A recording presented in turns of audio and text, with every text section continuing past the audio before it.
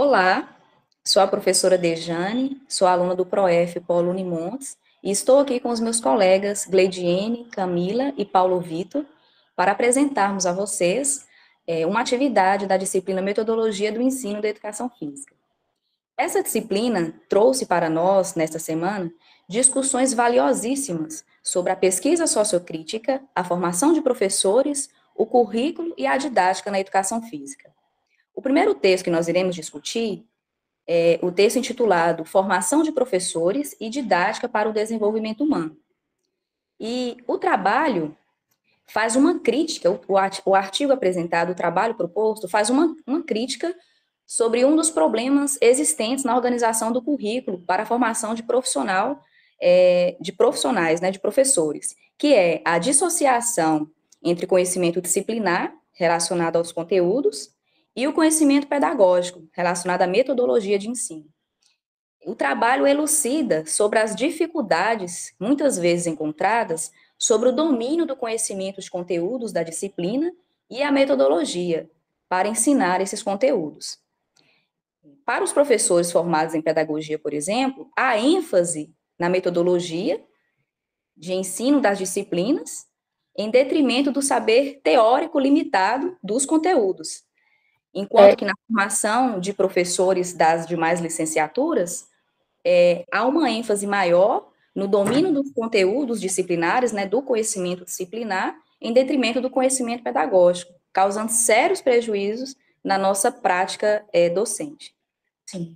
E o texto, né, ele se justifica, né, o processo histórico da própria separação, né, a formação do professor em nível superior, né, as disciplinas específicas têm uma carga horária, o pedagógico tem uma outra carga horária, e aí nunca consegue juntar a necessidade que o aluno precisa. Um professor tem total domínio de tal conteúdo, mas ele não tem, né, o pedagógico de passar. E a gente, na sala de aula, a gente percebe isso claramente, né, que às vezes, na nossa realidade, a gente tem, é um problema da minha escola, por exemplo, o aluno não chegou sabendo ler e escrever, tinha que ser o pedagógico que tinha que ensinar lá.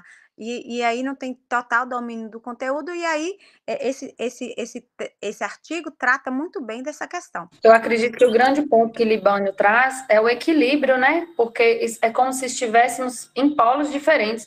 A formação, por exemplo, em pedagogia, a didática, ela é muito valorizada, e o conteúdo disciplinar, o conteúdo específico, ele é mais superficial, né? Não é tão aprofundado.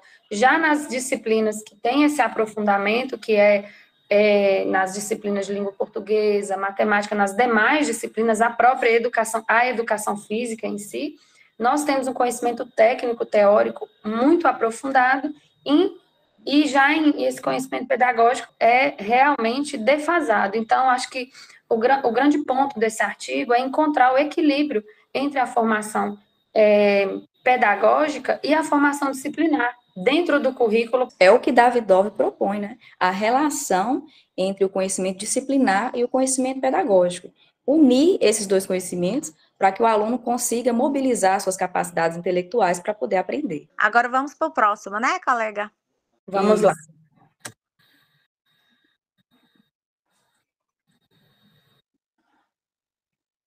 O próximo texto fala sobre a pesquisa sociocrítica e a investigação sociocrítica. A pedagogia crítica e a investigação sociocrítica tem bases nos pressupostos freirianos, em que o aluno, que propõe ao aluno ter autonomia para ser capaz de tomar decisões e assumir responsabilidades.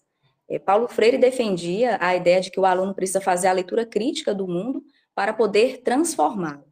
Então, nós, enquanto professores, devemos propor um conteúdo vivo, concreto, né, indissociável da realidade desse aluno.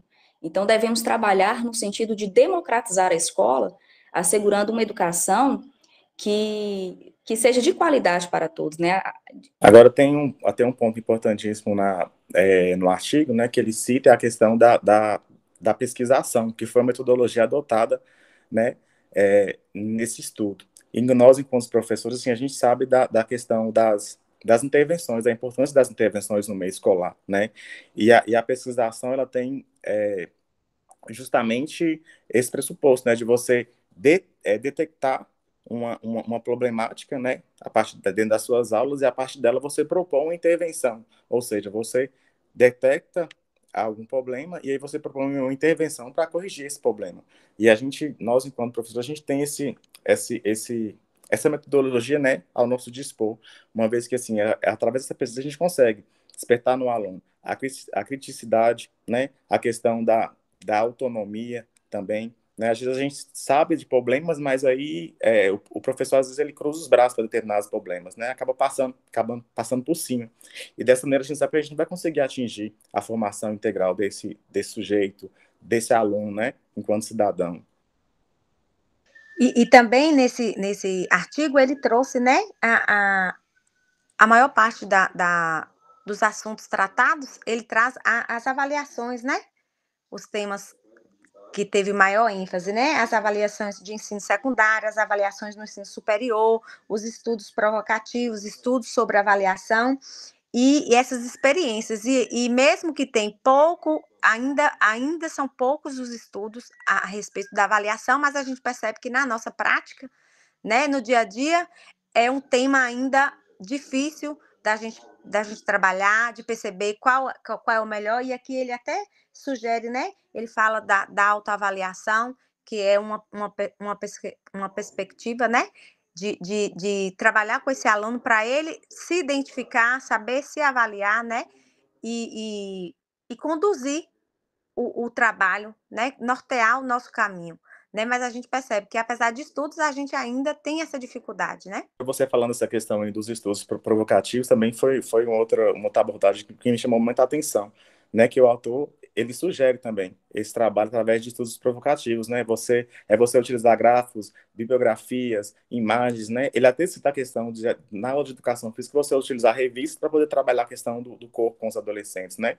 A fim de criar essa reflexão. Hoje a gente sabe a influência da mídia, a influência, né, de redes sociais, por exemplo, essa questão corporal. Então, assim, é uma forma da gente também adotar, né, esse tipo de estudo nas nossas aulas, né, para poder contribuir, para poder fazer essa reflexão nos alunos. Eu ia fazer um adendo na questão que Gleide falou sobre avaliação. A avaliação realmente é um calcanhar de Aquiles, né, na educação física. Então, assim, quando se fala em avaliação democrática, né? Porque como que nós vamos avaliar democraticamente os nossos alunos? Então, a autoavaliação e a avaliação por pares também, que ele cita lá, né? São estratégias excelentes, porque o aluno, ele vai ter esse poder crítico na avaliação por pares, principalmente, e o reflexivo na autoavaliação. Então, é muito importante nós estarmos refletindo sobre as maneiras, né, de como avaliar, os instrumentos utilizados, e é muito importante esse tipo de artigo, que ele é uma revisão, revisão bibliográfica, obrigada, que ele nos mostra o que está sendo feito, né, o que os nossos colegas estão pesquisando nesse sentido na nossa área, para elucidar também para a gente o que nós podemos fazer. Então, vamos para o próximo. Puxando o gancho aí, puxando o gancho sobre pessoas conscientes e atuantes, vamos para o texto 3, né? Que é sobre finalidades educativas e a escola socialmente justa. E aí eu trago aqui uma reflexão que o artigo aponta, que Libânio pergunta, né? Qual a finalidade educativa da escola? Né? Qual a sua intencionalidade? Então, esse artigo aborda essas questões. E a nossa metodologia, ela deve estar atenta à diversidade, né? Que o texto ele aborda a questão sociocultural, a diversidade sociocultural. E a nossa metodologia deve estar atenta a essa diversidade.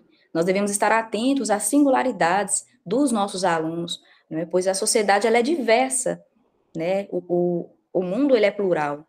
Então, esse texto sobre finalidades educativas propõe relacionar visões diferentes sobre as finalidades educativas escolares, da escola socialmente justa, e ressalta a importância da diversidade sociocultural no processo educacional para o ensino voltado ao desenvolvimento humano. E o debate sobre a diversidade trouxe formas de abordagem política e pedagógica dessa temática, né, abordagens diferentes, políticas e pedagógicas dessa temática no contexto escolar. E enfatiza que não é possível ter uma escola socialmente justa sem considerar a diversidade sociocultural existente, que permeia a escola. É muito importante a inclusão através do currículo, né? Assim, nós estarmos atentos às nossas metodologias, e quando fala processos políticos e pedagógicos, né, nós estarmos atentos ao que nós estamos construindo através do currículo, o que nós estamos passando, não é o fazer pelo fazer, a prática pela prática, né?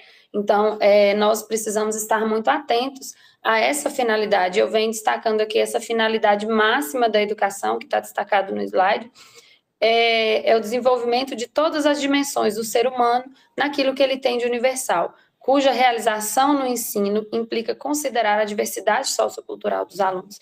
Então, assim, considerar a sua pluralidade e as suas particularidades. Sem essa diversidade, que tipo de construção educacional nós teríamos, né? Sem considerar essas dimensões socioculturais, essa diversidade sociocultural. E eu achei bem interessante que ele traz as reflexões, né? Qual que o primeiro posicionamento, né? É o currículo mínimo. O segundo posicionamento é o currículo diversificado, é o currículo da formação cultural, e no final ele amarra muito bem amarrado quando ele fala que qual que é a proposta da escola justa, né? É aquela em que o professor com o aluno trabalha, integra esse currículo todo com as práticas sociais e fazendo uma grande relação com o conhecimento, fazendo sentido para o aluno. Aí a gente volta de novo à discussão lá do primeiro texto, né? Do primeiro texto, não, do segundo texto que nós discutimos aqui, né? Porque tem que fazer parte da vida do aluno para ele compreender, para ele se sentir presente naquele conteúdo e a aprendizagem acontecer.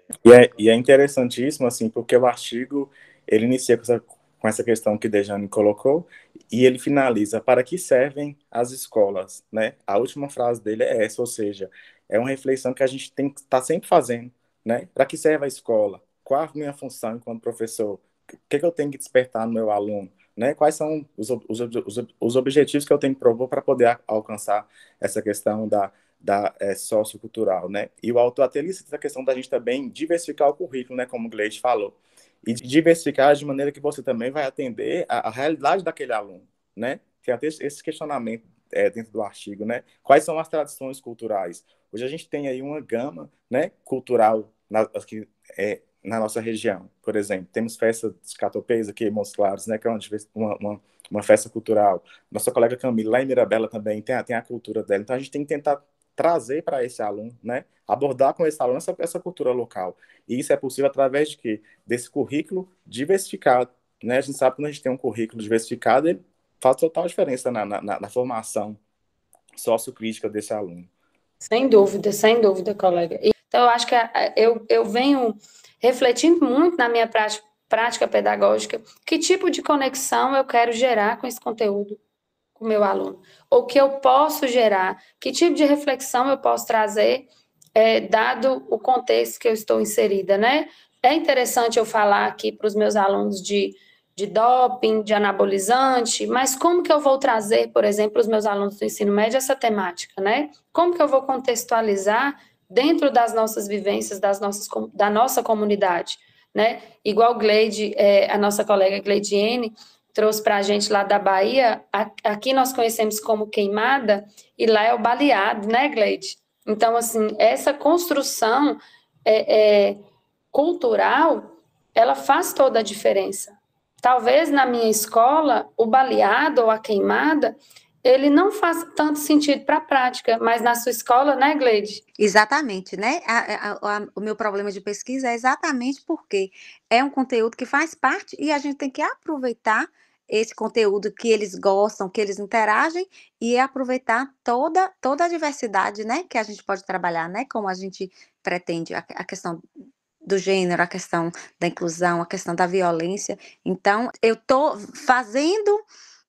construindo conhecimento junto com eles de uma coisa que eles gostam de fazer, né? Que esse tempo desse vídeo é tão curto que a gente tem tantas coisas para ser colocado. O texto traz a questão do equilíbrio, né? Que a diversidade cultural ela deve ser abordada e ser considerada dentro do currículo, dentro das políticas éticas e pedagógicas dentro da escola, mas ela também, sem deixar de lado a abordagem pedagógica em si, né? Sem deixar o conhecimento, não somente o sociocultural, mas o conhecimento científico acerca daquela prática. Então, mais uma vez, acredito que o equilíbrio é a palavra, né? Nós buscarmos o equilíbrio dentro das nossas práticas, para que nós possamos entregar de melhor maneira aí para o nosso aluno essas abordagens. E eu gostaria de ressaltar que a gente sempre está se desafiando aos nossos alunos, e nós vamos ajustando a nossa prática ao longo dos anos. Eis o nosso grande desafio, não é, colegas? Organizar, né, os conteúdos, tendo em vista essas peculiaridades, né, como colocadas aqui por vocês, né? As características individuais, sociais, culturais, que os nossos alunos trazem para a sala de aula, né? Então, esse é o nosso desafio. E tendo que assumir uma postura ética, política, pedagógica, né, em relação às diversidades socioculturais que nos são apresentadas. Então, assim, nós agradecemos a atenção, agradeço aos colegas, muito obrigada por esse momento, por esse espaço. É sempre muito enriquecedor estar com vocês. Verdade. Até mais, gente. Um abraço. Boa noite para vocês.